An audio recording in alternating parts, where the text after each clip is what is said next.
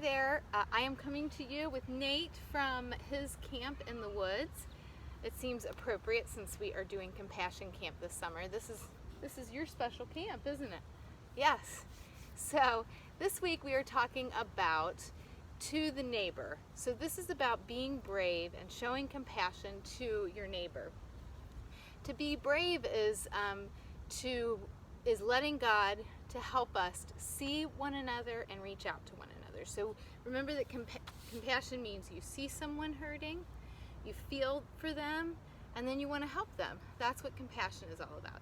You see their hurt, you feel that hurt, and you want to ease their pain and make them to feel better. So you can do that with your neighbor, but it sometimes requires some bravery to do that. Do you know what it means to be brave? Yep, it says stand up and try to be brave and help somebody. Yeah, sometimes it means you're standing up for someone. Like, And sometimes it can be really hard. Come back and sit with me, okay? Sometimes it can be really hard to do that. It can be really hard to stand up for someone else. So I'm going to give you some examples, and you tell me how somebody could be brave and show compassion for someone, okay? Remember, it's helping someone. So let's say there's a boy or a girl named Mia, and she has extra food. Mia has a pantry full of food. What could she do with that food to take care of other people? give it to other people. She could donate some of that food to a local food pantry, and that's a way for her to show compassion to others who might be hurting because they don't have enough, right? And it's being brave because it's stepping out. It's sharing what she has with her neighbor. All right, let's try this one. Jaden sees the teacher keeps calling a child by their wrong name. It's your buddy, okay? And they keep calling the kid by the wrong name. How could you be brave to show compassion and help your friend?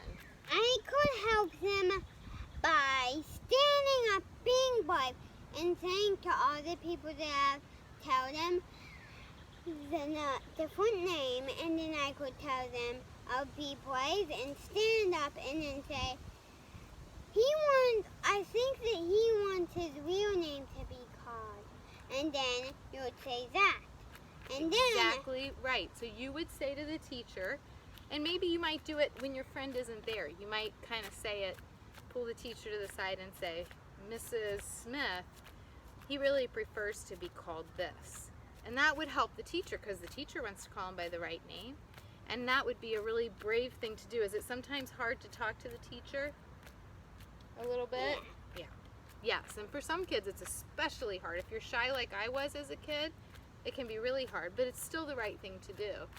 Okay, we're gonna do one more. Okay, there's a boy named Jaden. He sees someone being picked on. We know about this. This happens sometimes.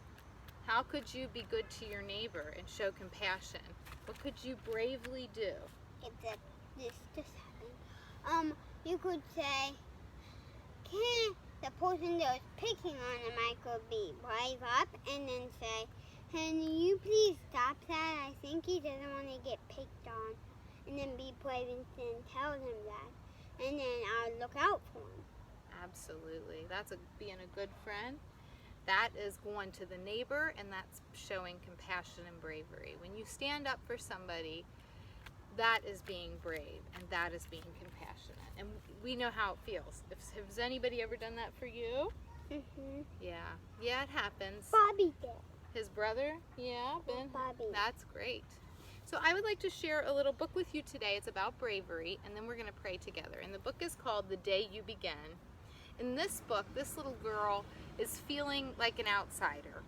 And there's some other kids in the book too. So maybe you've not felt exactly like her, but there's probably a time when you have felt left out or like you didn't fit into a group. Maybe you were the youngest, maybe you were the oldest. I'm the youngest in my neighborhood. What should I do? Nate deals with this all the time then. So let's read about A the day kid did. you begin. Okay, we're going to read this book. There will be times when you walk into a room and no one there is quite like you. Nate, I'm just going to move down here so that they can see the book a little bit better. Okay? You can come down with me or you can stay right there. Maybe it will be your skin, your clothes, or the curl of your hair. Or maybe it'll be your age, like me. There will be times when no one understands the way words curl from your mouth, the beautiful language of the country you left behind. My name is Rigoberto. We just moved here from Venezuela. And because they don't understand, the classroom will fill with laughter until the teacher quiets everyone. You ever been laughed at? That does not feel good.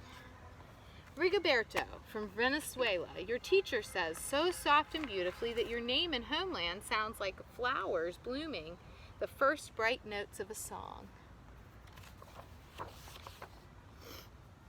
That way Nate moved over here so he can see the pictures. There will be times when the words don't come, your own voice once huge, now smaller, when the teacher asks, "What did you do last summer?" Tell the class your story. Does that ever make you nervous when you know the teacher's going to call on everybody? It used to me a lot. And yeah, like, I was excited and not excited. Like, I was embarrassed and excited when I had to show my pet, and I was in Mars' house. Yes, one time at preschool, Nate had to share his pet, and it was like in front of everyone. It was a little exciting, like you said, and a little embarrassing. We all know about that. These shells came from a beach in Maine. A boy named Jonathan holds out a jar filled with tiny shells so fragile they look like they'll turn to dust in your own untraveled hands. My whole family went to India, Spain, South Carolina. Each souvenir a small triumph of a journey. Their travels go on and on. And as you stand in front of that room, you can only remember how the heat waved as it lifted off the curb, and your days spent at home caring for your little sister who made you laugh out loud and hugged you hard at nap time. You can only remember the books you kept on reading long after she had fallen to sleep.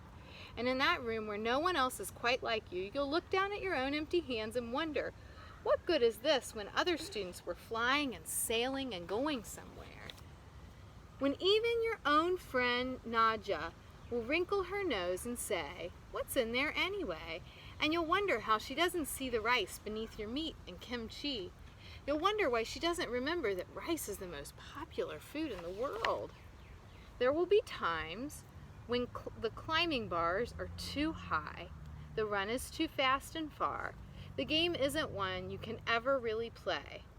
I don't want him on our team. You can watch. Maybe you can have a turn later. This can happen when you're the youngest, right, Nate? Sometimes they leave you out. I don't want to go down this one driveway. Yeah, sometimes things can be scary going down a big driveway. There will be times when the world feels like a place that you're standing all the way outside of. All playing and having fun, and he's feeling like he just doesn't quite fit in. And all that stands beside you is your own brave self, steady as steel and ready, even though you don't yet know what you're ready for. There will be times when you walk into a room and no one there is quite like you until the day you begin to share your stories. My name is Angelina, and I spent my whole summer with my little sister, you tell the class, your voice stronger than it was a minute ago, reading books and telling stories, and even though we were right on our block, it was like we got to go everywhere. Your name is like my sister's, Rigoberto says. Her name is Angelina too. And all at once, in the room where no one else is quite like you, the world opens itself up a little wider to make space for you. This is the day you begin to find the places inside your laughter and your lunches, your books, your travel, and your stories, where every new friend has something a little like you and something else so fabulously not quite like you at all. Here we all are, having fun together. So, being brave can mean a lot of things, but it means taking a risk, right? You're afraid, but you do it anyways. Sometimes when you're brave with compassion and you're helping someone else out, it means, whoops, sorry, Nate, my knees are just, sometimes that might mean that you are standing up for someone, and sometimes you need to get a grown-up to help you with that. But it's always a good thing to look out for your friends and to be brave. I look forward to sharing with you a story from the Bible next week. Here, Nate, we can come back up here. I look forward to sharing a story from the Bible with you next week. in which we're going to talk about some brave friends and how they helped their friend, their neighbor. But for now, I'd like for you to pray with me. Now, Nate, when I say this prayer, we did this last week and the week before too.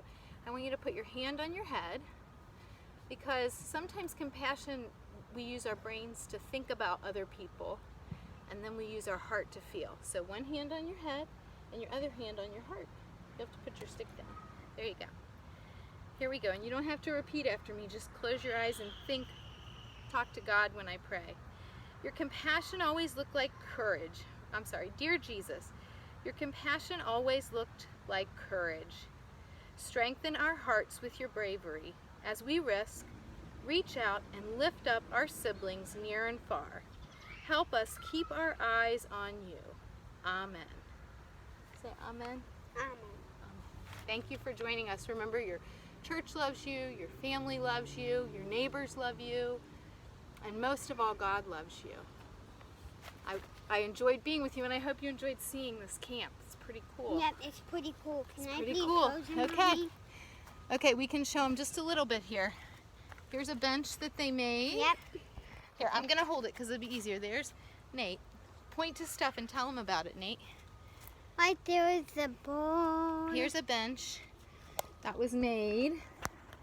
Well, let me get it. There it is, out of some logs that were cut and a You big made piece it, and a big somehow, board. And then right over on here, the video, I did that. over here there is, they created this little shelf with some old flower boxes and a lid. Yeah, and wait, Mommy, can they're I making please show them tools and my all kinds of sledgehammer? things. No, I think we showed enough. Thank you for joining us.